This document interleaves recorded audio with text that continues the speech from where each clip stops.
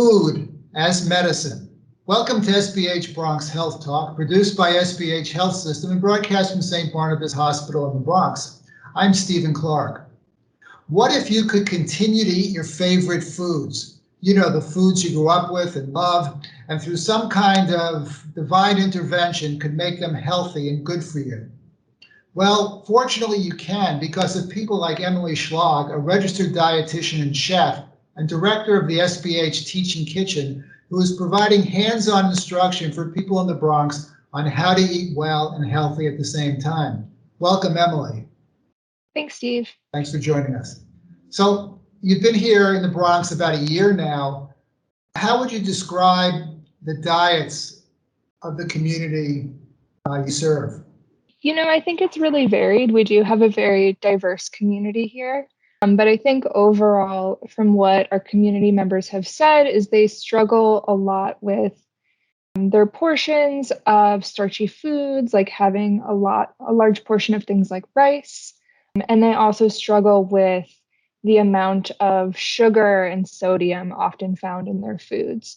And that could be either their cultural foods. So, you know, we have a lot of folks around here that are Caribbean, they're Dominican or Puerto Rican. I have a lot of Jamaican folks that join the classes. And overall, a lot of them, you know, struggle with sugar and salt. And they also just struggle with what's available to them in the neighborhood as well, which is often fast food or more processed foods. They don't have a lot of readily available, you know, quote unquote, healthier foods available to them in the neighborhood. So when people take your class, what do they say to you? Are they surprised that they can eat the foods they like and it can actually be healthy for them? They are. We actually had kind of a breakthrough moment in a class a few weeks ago. We were making chorizo tacos, and we had a woman in our class who's Mexican, so she's very familiar with chorizo as an ingredient and tacos. And when she saw that recipe, she was like, I thought we were making healthy food here. And once she saw how we made the dish, you know, we did half pork, half turkey. We made our own seasoning blend with less sodium. We used, you know, whole grain, a corn tortilla, which is whole grain. And we explained how it can be healthy. Like, her mind was blown. And she was so excited to realize that she could have foods that she loved in a way that was still going to be good for her. So it really doesn't take much to take a relatively unhealthy dish and make it healthy.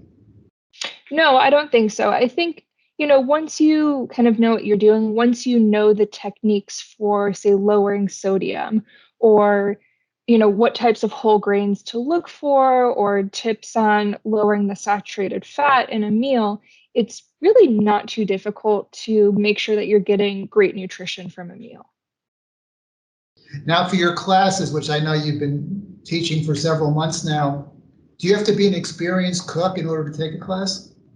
No, not at all. We get folks that come in that have never cooked, never really held a knife before, are honestly really nervous, and we will give you as much attention in class as you need. So if you're a star chef, we'll leave you alone, let you follow the recipe as needed. But if you need more help, we will walk you through every step of the way with our recipes. And again, these classes are very inexpensive, right? Yes, they're only $5 each. So I like to say it's less than getting dinner for takeout. And you get dinner too, though, right? Yes. In the classes, everybody cooks a complete meal. So we often have 4 complete dinners that are made in class, and we let everybody take home a sampling of all the meals created in class, which, when you add it all up, does end up being at least 1 full meal for every participant in class. So it's a really good deal. I think so. Yeah. I know, you know, you talk about it from a corporate perspective, but what is the mission of the Teaching Kitchen? What goals do you hope to reach, both short and long term? I would say our main goal is to empower our community to see that they are able to make healthy, nutritious meals for themselves with the foods that are available to them, because that is, a lot of people feel very limited in their options, but when you teach them how to cook, their options really open up a lot for them.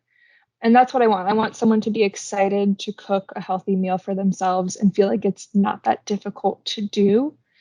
Long term, I would love to see some kind of impact on better food access in the community and helping with things like food insecurity as well, because good nutrition and health is really hard to achieve when you do have limited access to food.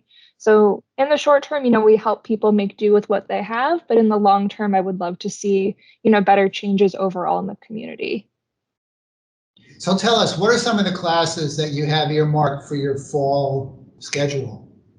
So in the fall, I can tell you in November, we're running some healthy dessert classes where we show people how to make desserts that are either lower in sugar or lower in fat or higher whole grains. We also have, I believe, another vegetarian class coming up where we show people how to make delicious vegetarian meals that are going to have plenty of protein in them and all of the other nutrients that we need as well, while not having any meat in them.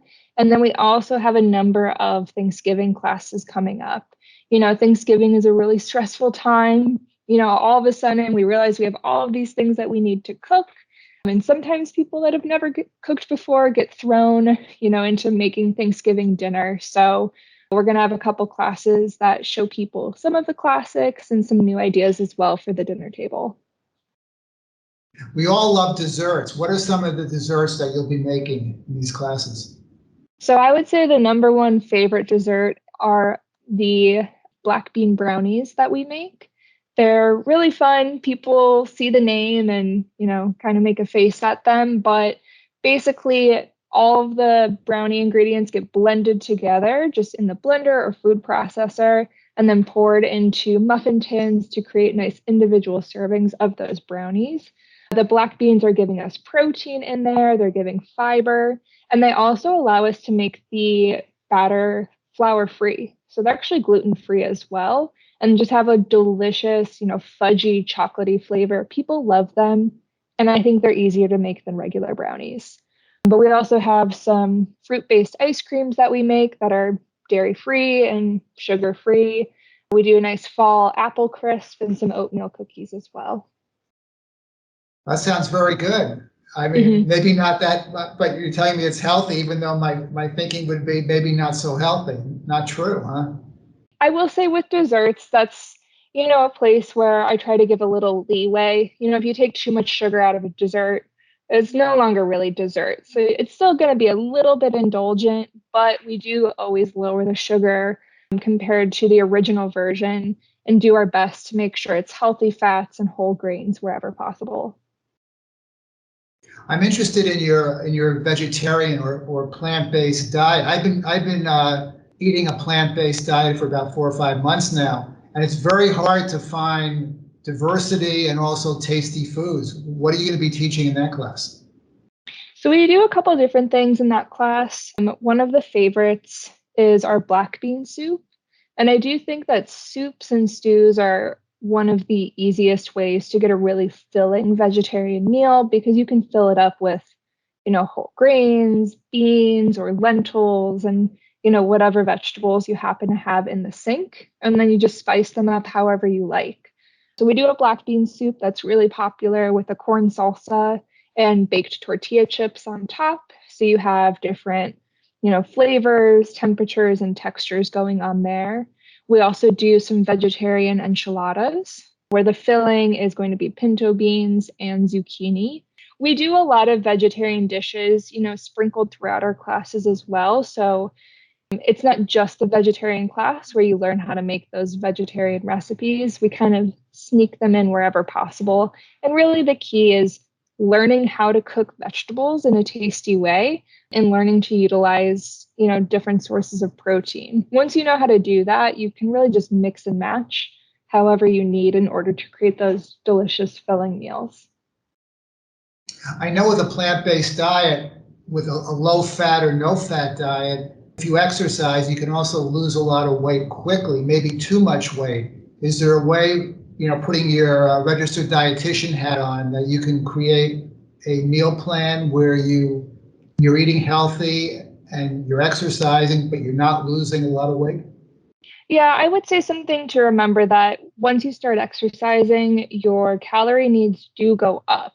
And I think a lot of people, when they're trying to lose weight, they want to start exercising, but not really change the way that they're eating, or they'll start exercise and also change the way that they're eating in order to eat fewer calories. And that's when you will see that rapid weight loss, but it might not always be in the healthiest way. So always remember, the more you exercise, the higher your protein and calorie needs are going to be.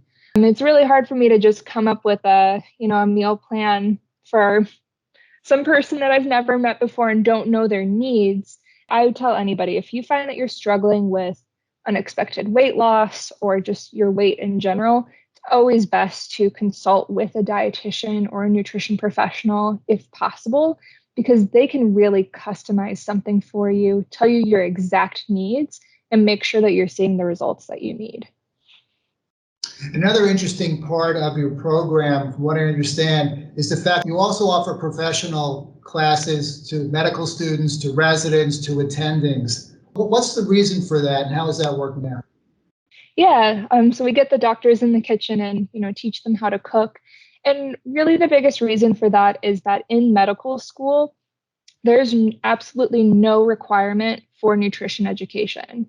There is a recommended number of hours for them to receive on nutrition education, but not every school is going to reach that. And oftentimes, when they're learning about nutrition in their medical curriculum, it's really just the science basics. They will learn that there's 4 calories per gram of carbohydrate.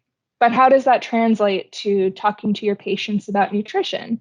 It really doesn't. And in a perfect world, everything nutrition related could go straight to a dietitian, but that's not always an option. So we want to make sure that our physicians have some background knowledge in nutrition and can talk to their patients about food so that when those questions come up, they're really giving realistic advice to their patients. Anecdotally, is there anything you remember from any of these professional lessons that you've given to doctors or to medical students that sticks out in your mind? Some of our classes, we do what I call the taco challenge. And so we'll break the participants up into 4 different groups. Each group will make 4 different versions of just like a classic ground beef taco, but each one's a little bit different. So one is going to be your standard flour tortilla, cheese, and store-bought taco seasoning. And then we start adding beans and vegetables all the way up to a fully vegetarian taco.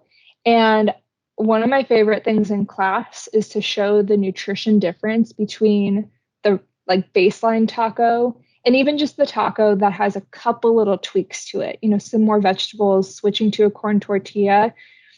The residents will see, the steep drop in sodium and amount of calories, and they'll see the big increase in fiber just with a couple of changes. And they're always shocked at the difference in nutrition. And I just love to see their faces when that happens, because they start to realize, wow, you really don't need to make a lot of crazy changes in order to see a really big impact on the nutrition label.